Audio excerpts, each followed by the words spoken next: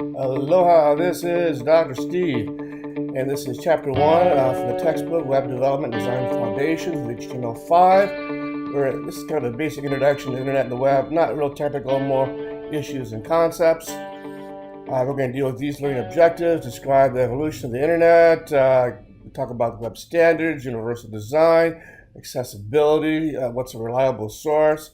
We'll devise some ethical uses of the web. We'll talk about web browsers and servers, networking protocols, URLs, HTML5, and some popular trends. Feel free to pause this video anytime you want if you want to look something up or whatever. This is basically a customized version of the PowerPoint that comes with the textbook. Okay, the internet. The internet is an interconnected network of computer networks that spans the globe, so it is a massive internet, a massive network. Reason why the internet took off, number one, was the removal of the ban on commercial activity.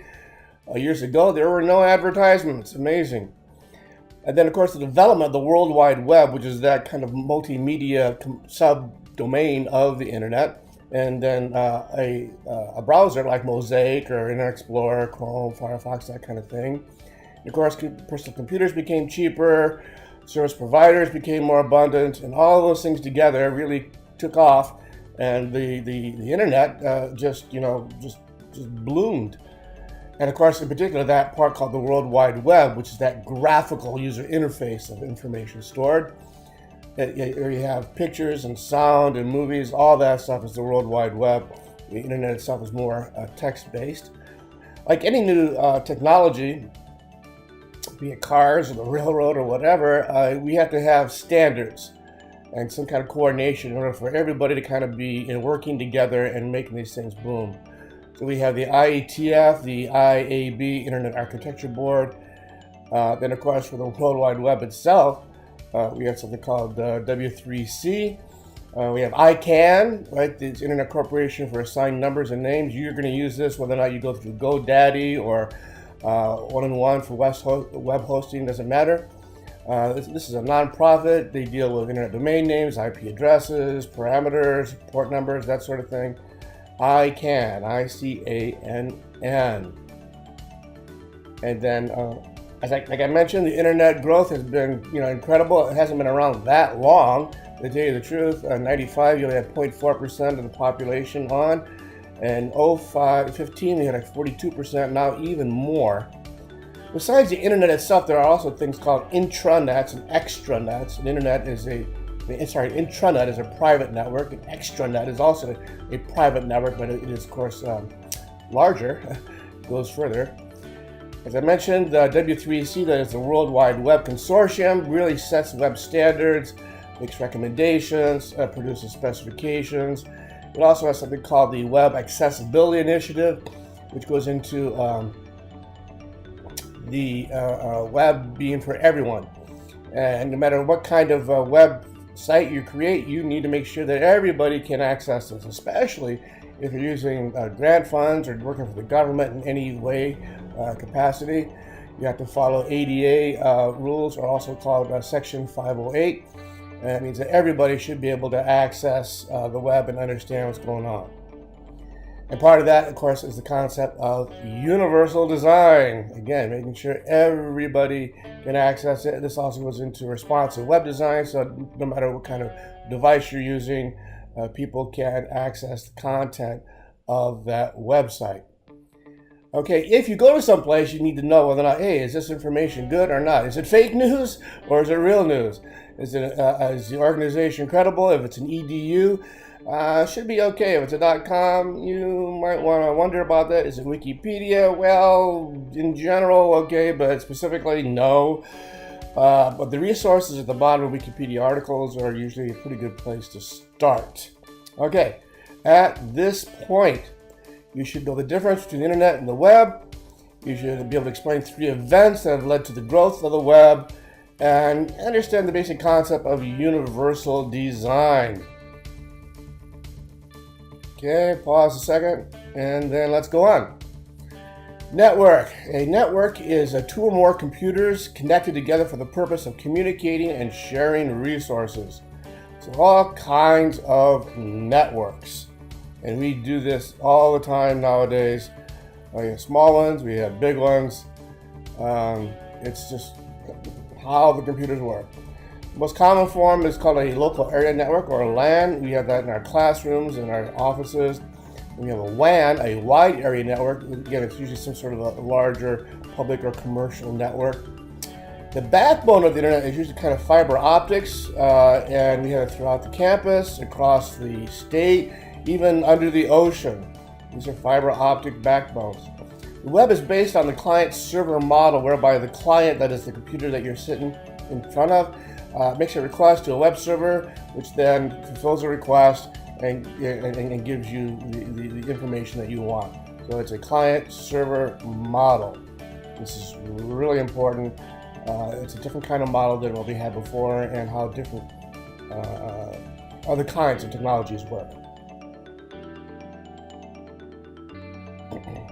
Okay, so let's look at this client server. Okay, so the browser makes a request, the server responds to that request, and then each time the connection is dropped, which is why you're able to have so much information going on. It's different from a telephone call.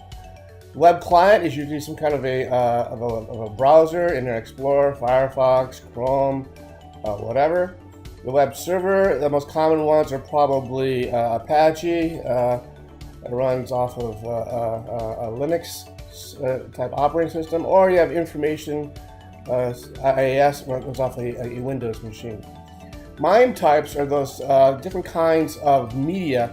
It's called MIME, MIME types. It's a set of rules for multimedia that gives you your sound, your video, your artwork, different kinds of graphics.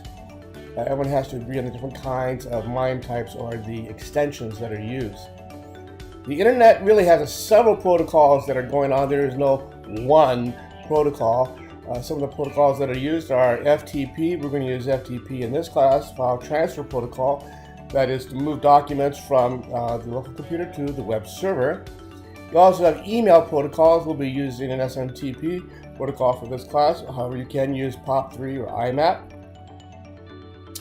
And then, of course, you have HTTP Hypertext Transfer Protocol, which is that, all URLs have that HTTP:// which is telling the browser, okay, let's use the internet. We're going to go out and use the internet. And then in that internet, we have the TCP/IP protocols. Those are two different protocols. They work together, however, hand in hand, and are instrumental in making the web work. Now, TCP, Transmission Control Protocol, is what kind of breaks up all the message into packets. Key thing here is package. In the header of the packet, which is the source that's going, where it's from, and what part of the puzzle it is, the checksum, and then of course the data, the content. Then you have the IP protocol, which is a set of rules that controls how the data is sent between computers and the internet and the routers and everything. So together, they work very well together, TCP, IP. An IP address is a set of numbers. It's unique. Right now we have like a IPv4. Most places have moved on to IPv6, that is version 6. We also have something called domain names. We have domain name servers, which will translate an IP address like this one down here, 173.194.116.72 into google.com. They are the same thing. Most of us don't think in numbers, we think in terms of like domain names or URLs, Uniform Resource Locators, sometimes referred to as Uniform Resource Identifiers. You see here's an example of a URL. We have the protocol, the subdomain, the main domain, the top level domain, the folder, the web page itself. In this case, is index.html. It could be HTML, it could be .asp, it could be .php, a number of things depending upon what types of services are running on the server. It can also be something else besides index. It could be welcome. It depends on how the server is configured. Most people just configure it to index.html. I like 3-letter extensions myself, but some people like 4. Okay, your top level domains are those things at the very end. In education is edu for commercialactivities.com. .org or nonprofits, .gov, government. You have country top levels, like .tv, .us. However, this really, people have sold these out, as it were. I think Transylvania TV sold theirs because they discovered they can make a whole bunch of money. The domain name system is very convenient, but it does add an extra layer into the transmission process.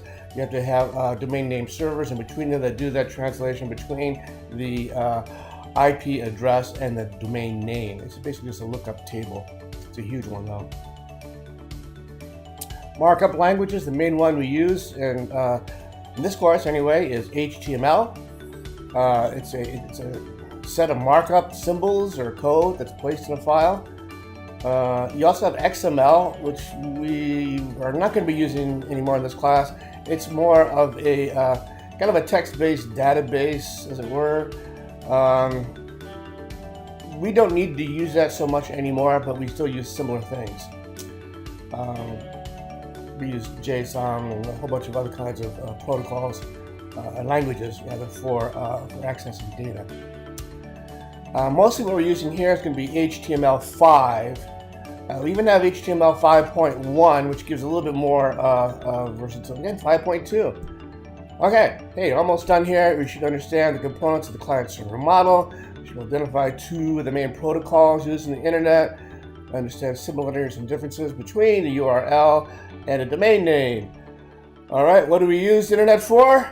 You name it, everything. E-commerce, mobile access, blogs, wikis, networking, RSS, podcasts, cloud computing. You name it, we use the internet for. Hey, even for this class, education, right? You're using the internet.